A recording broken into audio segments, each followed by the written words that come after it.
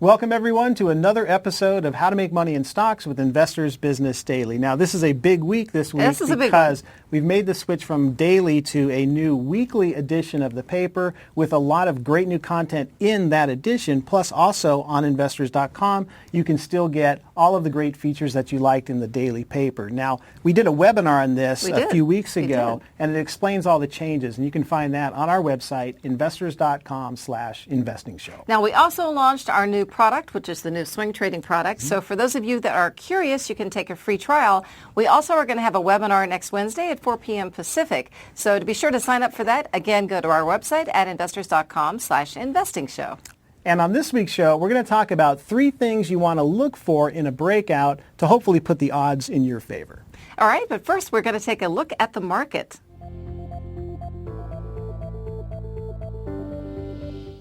It was quite a week. The Fed left rates alone. We had the Bank of Japan surprised and said that they would offer no more stimulus. And the market was disappointed. That shows you how dependent we have become on stimulus and quantitative easing. The U.S. economy also put the brakes on sharply in the first quarter to its slowest pace in 2 years. And consumer spending softened. We had a very weak GDP report. Right. And, of course, we also had some very big earnings reports from some tech titans like Apple, Facebook, and Amazon. But let's start with a look at the NASDAQ. It rolled over this week, falling below the 200-day line and closing Friday just below the 50-day. And look at the volume. It was well above average. So you want to keep a close eye on the market next week to see which way it swings. And also keep in mind that we have 7 distribution days on the NASDAQ and 6 on the S&P, which is a pretty high count. That is a pretty high count. I would be a little careful in the current environment. Absolutely. Now, as Matt mentioned, we had some monster names reporting, and boy, did we have the hits and the misses. We had Apple, who reported and missed. Sales fell 13%. This was the first quarterly drop since 2003. They're selling fewer iPhones. Well, gee, after this length of time, you would think. We also when you make that much money, it's hard to keep growing 30, 40, 50% every single quarter. Absolutely. Now, Carl Icahn announced that he sold all of his Apple stock. That also affected the price of Apple. Then we had Facebook. We had first quarter profit jumped 83%. Revenue grew 52% to $5.8 billion. Mobile ad revenue accounted for about 82% of the first quarter ad sales. The stock gapped up on the news, but it did give some of that back, Matt. Yep. Now, Amazon also reported this week, and it smashed estimates. Earnings spiked 992%, and sales growth rose from 22 to 28%. The stock gapped up to close almost 10% higher on volume that was 148% above average. Now, Under Armour reported and zoomed higher, but it gave back gains. It fell actually below the buy point. And this illustrates some problems we're having in the current market.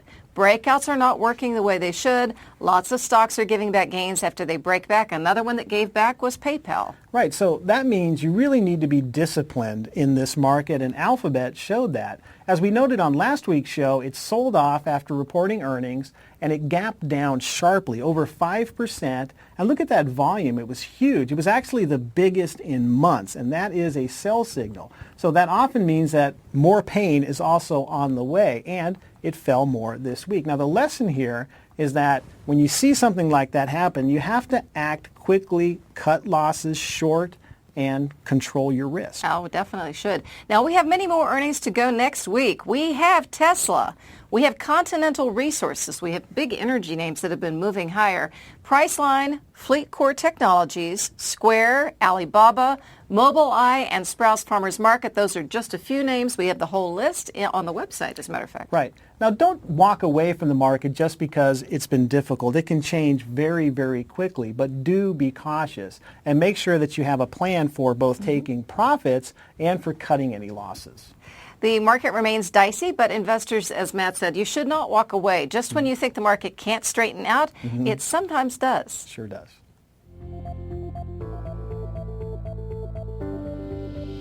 Now, as we all know, not all breakouts are created equal. If only they were. That would be nice, but they're not, and some are definitely stronger than others. So today we're going to talk about 3 ways to spot the best breakouts, the ones with the most potential to actually work, especially in this kind of choppy market. And we realize that this market has been difficult, and we've had lots of breakouts and then pullbacks. Yep. So what are the key things that would give a stock a better chance, to work on a breakout? As Matt said, what are the best breakouts in a choppy market? Let's find out. Right. And let's be clear here, too. There are no guarantees, Definitely especially not in this in the kind of current market as we market. certainly saw No. this week. Yeah. But here are 3 things that you want to look for to keep the odds in your favor. First, look for the relative strength line to be in or near new high ground at the time of the breakout. Second, look for signs of accumulation in the right side of the base and exceptionally heavy volume on the breakout itself. And make sure the stock is liquid and has strong fundamentals. Now, along with the breakout and big volume are stocks that popped because of an outstanding, blowout earnings reports. Those are the stocks that have held on to their breakout gains a little bit better in this choppy market.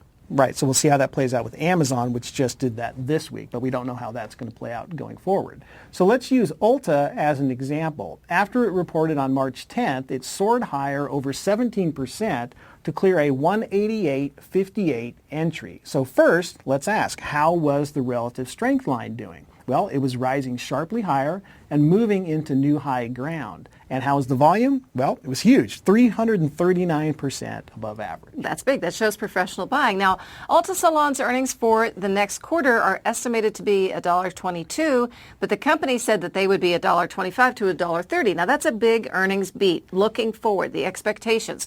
That's why Ulta popped so much. Now, we mentioned that one of the criteria to look for was fundamental strength.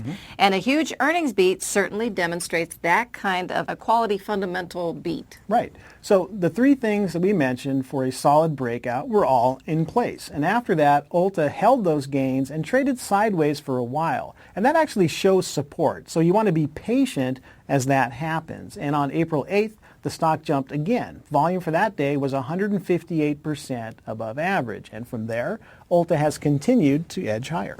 Now, Weibo is the Chinese Twitter, and it has made a very nice move from the breakout. It broke out and zoomed 12% on volume that was higher by 405% April the 6th.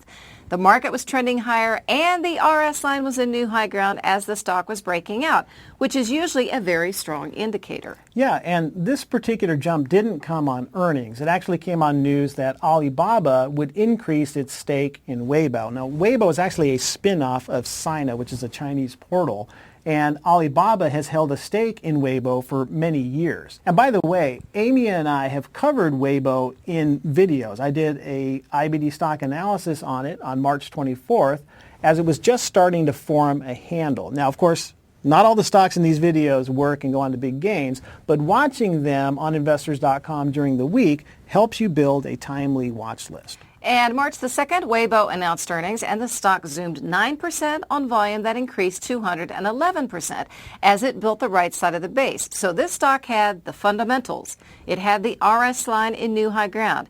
It had big volume on the right side of the base and on the breakout. And it really had a compelling story for investors. So as you're looking at other stocks that are about to report, you want to look for these 3 things if they're about to break out, to put those odds in your favor. Yes. Now, next up, we are going to compare 2 stocks. These are both stocks that are newer IPOs. They are setting up. We're going to have to see if they do work, and we're going to apply all the things that we're looking for to see how they do when they report earnings.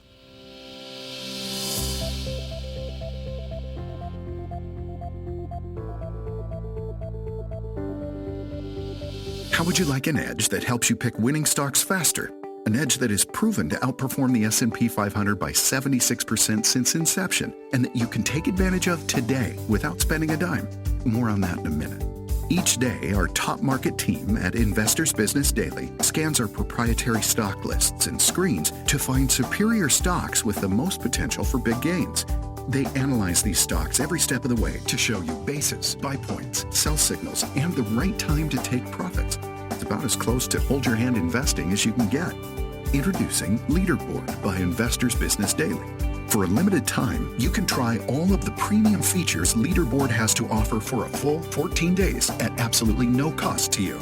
You'll receive unlimited access to all of the time-saving research, powerful investing tools, the leaders list, cut list, and expert analysis you need to develop a winning investing strategy. And it's all 100% free for your first 14 days.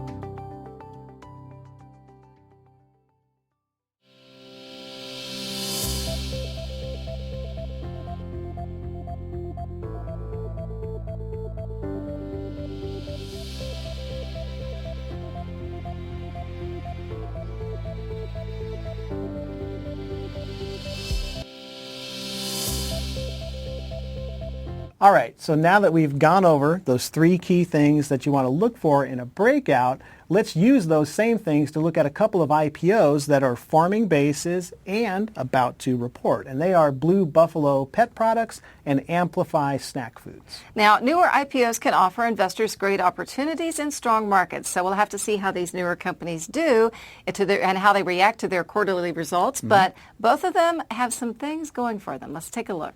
They definitely do. Now we're going to start with Amplify Snack Brands, which makes Skinny Pop popcorn and other gluten-free, healthier, better-for-you snack foods. And it went public in August, and it's formed this deep cup with handle. So that first factor we want to check is the relative strength line. Now it has been trending higher and is near new high ground. Now next, let's take a look at the blue upside volume that has come into the stock as it has built the right side of the base. Those big spikes have raised Amplify's accumulation distribution rating to an A+, which is the highest possible. So this shows professional buying. There have been a total of 94 million shares that went into Amplify. It's a lot. It is. That have been traded. Right. Now, the up-down volume ratio is also a strong 2.4. So Amplify gets a pass for the first 2 factors. But what about earnings? Well, it rebounded last quarter with a 100% gain, but the question now is, can it repeat that when it reports Q1 numbers on May 2nd? And as we mentioned earlier in the show, it's been a difficult market even for stocks that pop on earnings, so make sure you take that into account when you're making a plan for Amplify or any other stock. Now, the stock broke out on April 25th, but it pulled back below the pivot and is now hovering just around the buy point. Volume rose 68% on the attempted breakout, but with this choppy market, it has had trouble making headway. So let's see if its earnings report can change that. The other stock we want to take a look at is Blue Buffalo, and it went public in July, just a couple of weeks before Amplify. And as we mentioned in a show a couple of weeks ago, it's formed a very similar type of base. So now in terms of the relative strength line, it's not quite as strong as Amplify's, but it did trend sharply higher for a while, and it's pulled back a little bit while the handle has been forming, and that's not unusual. But you do want to look for that to head higher again as the stock approaches a potential buy zone.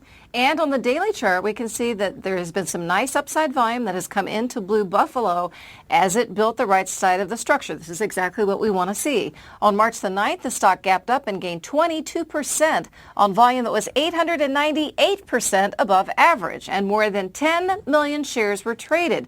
So again, that's just evidence of that professional money moving into this stock in a really big way. And that's also reflected in the stock's 2.1 up-down volume ratio and its B accumulation distribution rating. So like Amplify, Blue Buffalo gets a pass for those first 2 items. Now earnings, they've accelerated for 3 straight quarters, jumping to 33% in the latest report. So we want to see if Blue Buffalo can keep that streak going when it reports on May 10th.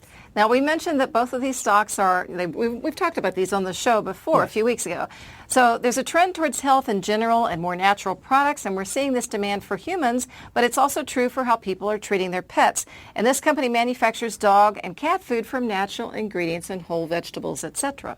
Oh. The potential buy point is 26.08, which is 10 cents higher than the peak in the handle area. All right, so as earnings season continues, you want to look for these 3 factors in a breakout: the rising relative strength line, heavy volume, and strong fundamentals, and hopefully a really nice, strong earnings beat. But also keep in mind that this has been a choppy market and a lot of breakouts have struggled. True.